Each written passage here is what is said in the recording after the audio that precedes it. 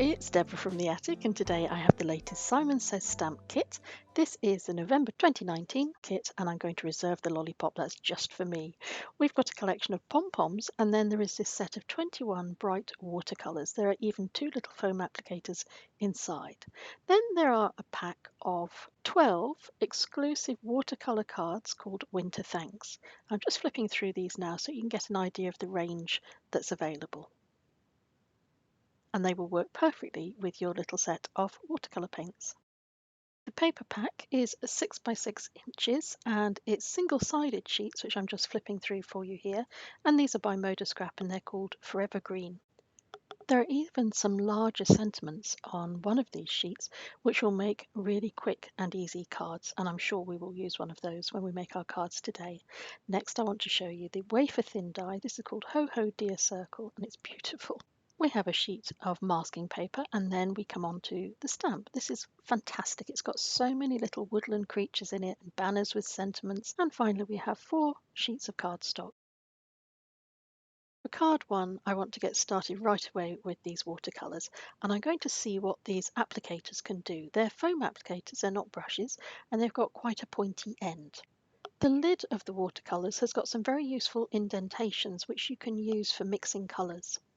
I'm going to use the foam applicator on the first of the watercolours just to see how much detail that pointed applicator will let me have.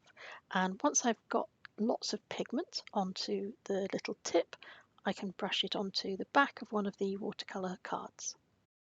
It's a good idea to add water to each of the watercolours before you use them, but if you want a quicker method, give them a spray with some water from a spray bottle.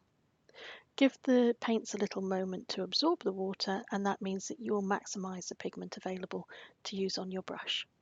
I've swatched all the colours onto the back of this card now, and I'm going to choose one of the other cards from the set that I want to paint. I've decided that the foam applicator will get the greatest detail, and I'm using that to colour in the sentiment at the top of this card. And I'll use a normal watercolour brush for the rest of the card.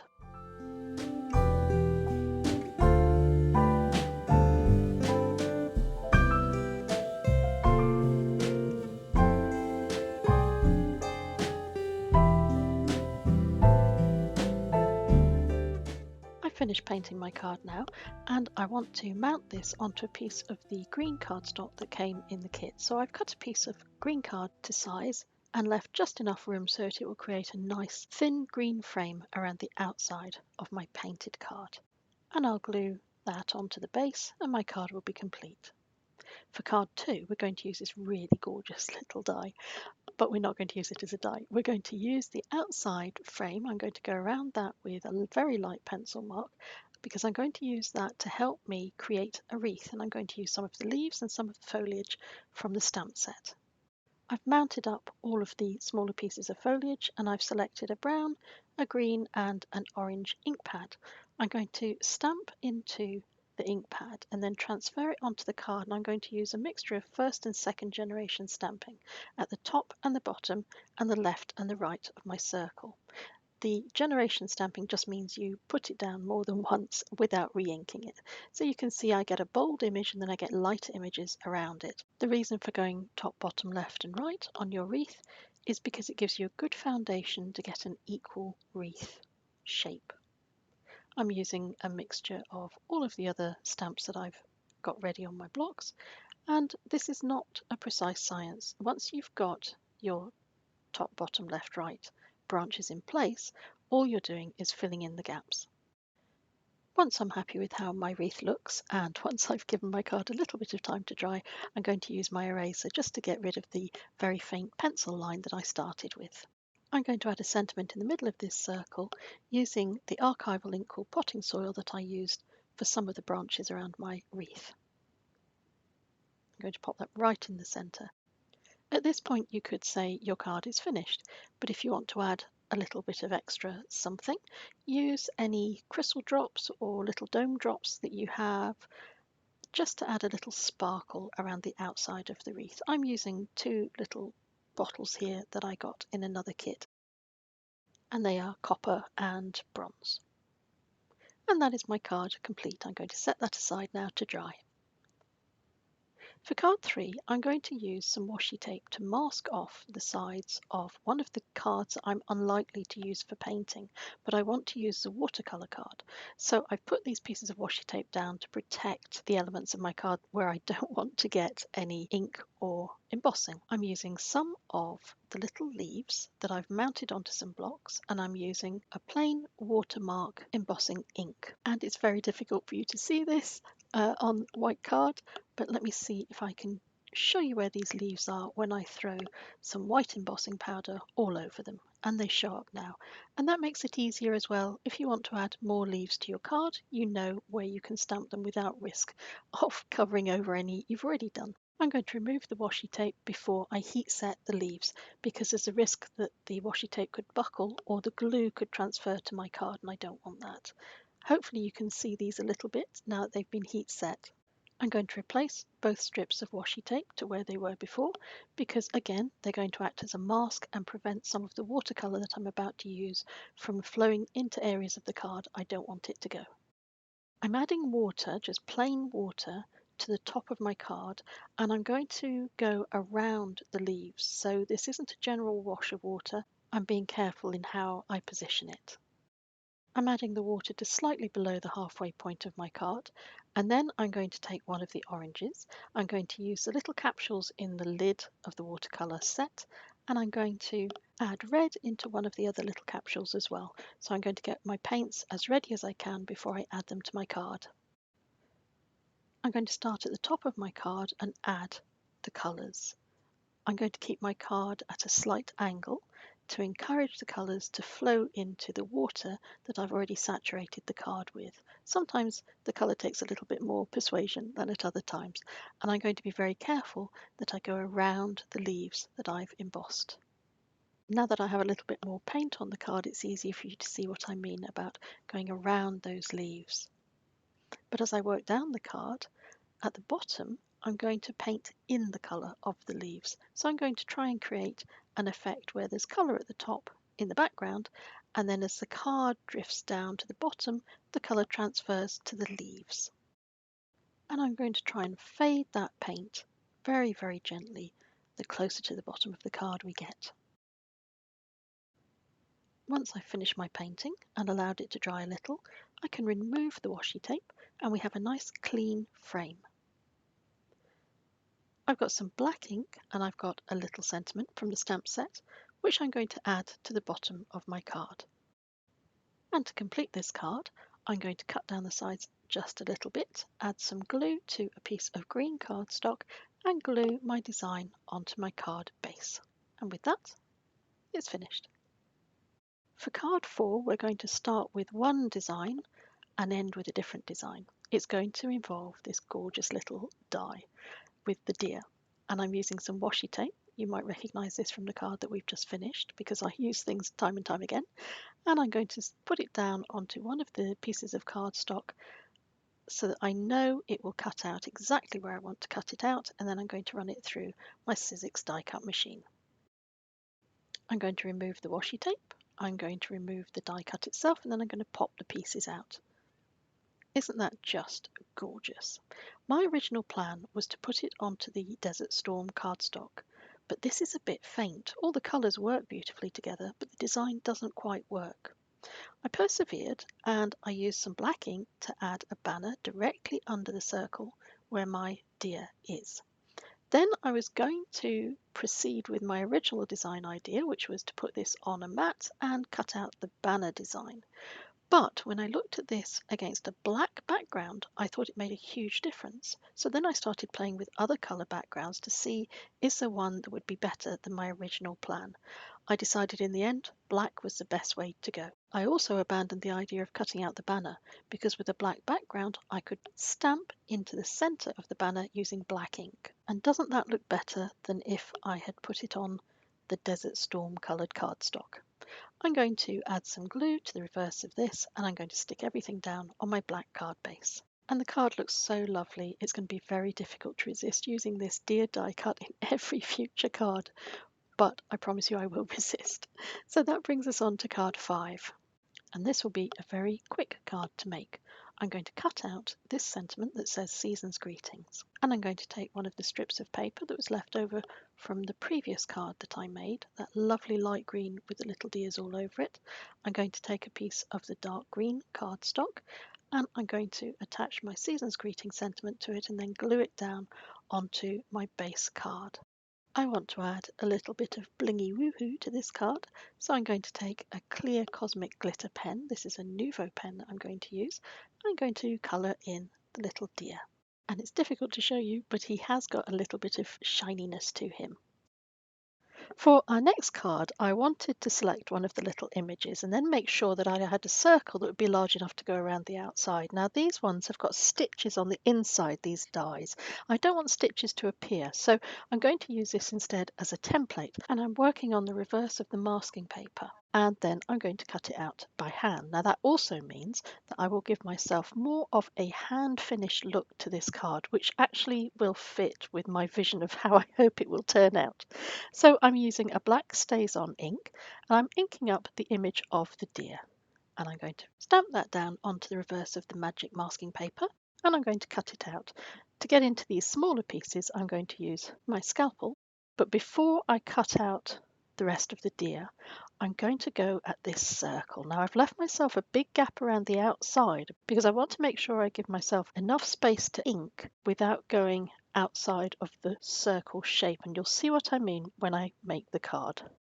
And the circle that's left I can reserve for another project. I'm going to now take the backing off the masking sheet. Keep those backing pieces because you can use these templates time and time again, and I'm going to stick it down onto a piece of white card.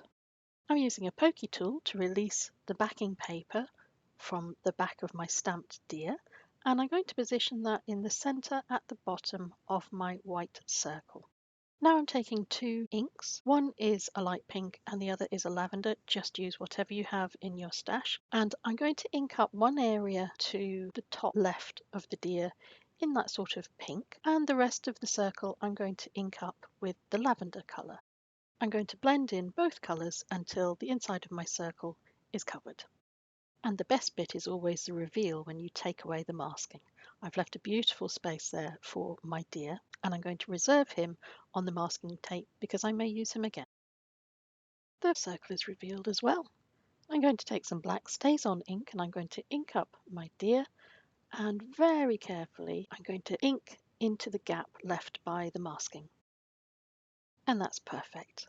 I'm going to add a little magic to this image now by taking some Stampendous very chunky embossing powder. I'm going to sprinkle the chunks over the bottom half of my deer. And you'll notice there is nothing there to keep the embossing powder in place. This is going to be done by your skill with your heat gun.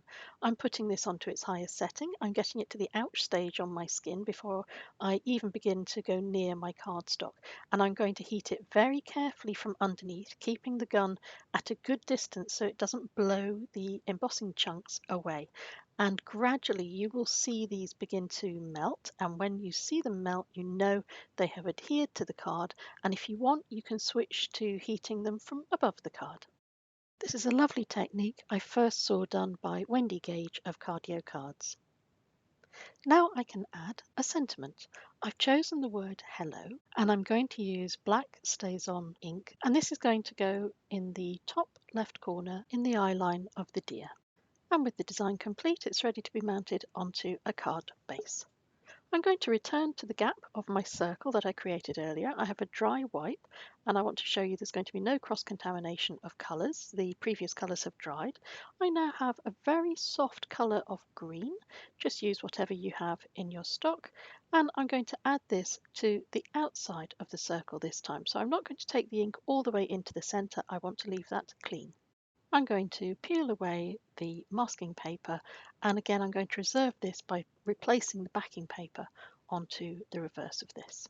I'm going to use the circle in green to give me a guide for adding some nice foliage around it using stamps from the set and a VersaFine vintage sepia brown ink. The great thing about the stamps in the set is that they are opposable, and what that means is that you'll have one that will angle to the left and one that will angle to the right, and it makes it really easy to create a wreath, and you don't always get that in stamp sets. This is really good to see, and it applies to about 3 of the foliage stamps, so it gives you many options for creating a wreath. I'm going to use the same colour of ink to ink up the little bear character, and I'm going to stamp the bear in the centre of the circle, where the colour is the lightest. Because I don't want to risk smudging the ink that I've already applied, I'm going to colour in my bear with coloured pencils rather than the paints provided in the set, and I'm using a dark brown, a light brown and a little pink.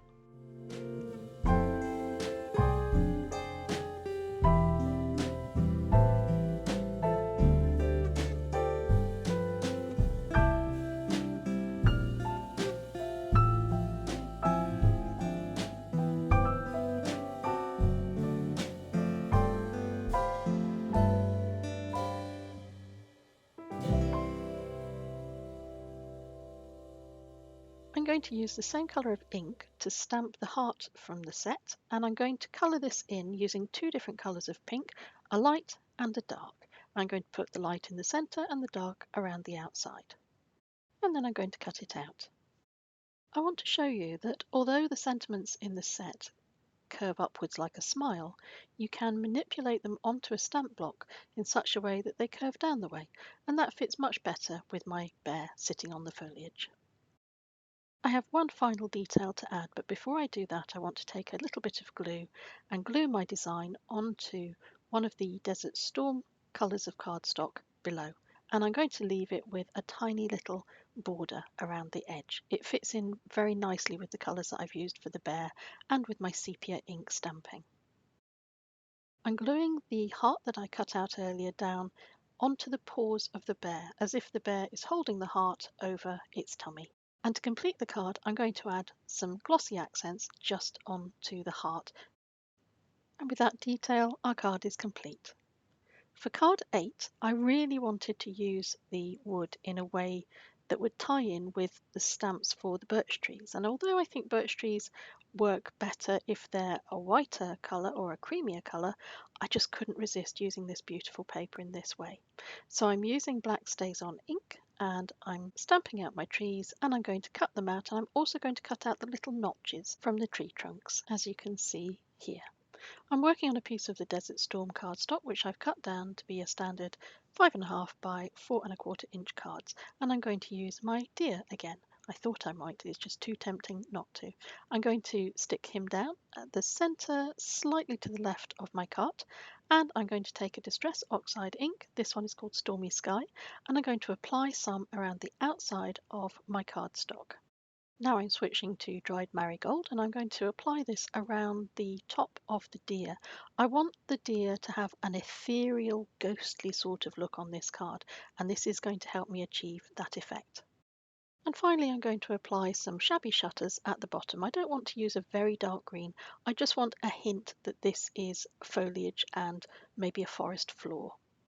I'm using black stays on ink again, and some of the foliage stamps from the set, and I'm going to apply these once, twice, 3 times before I add any more ink. That gives a little sense of depth to the bottom of my card, and of course I can stamp over the top of my deer because he's protected by the masking paper.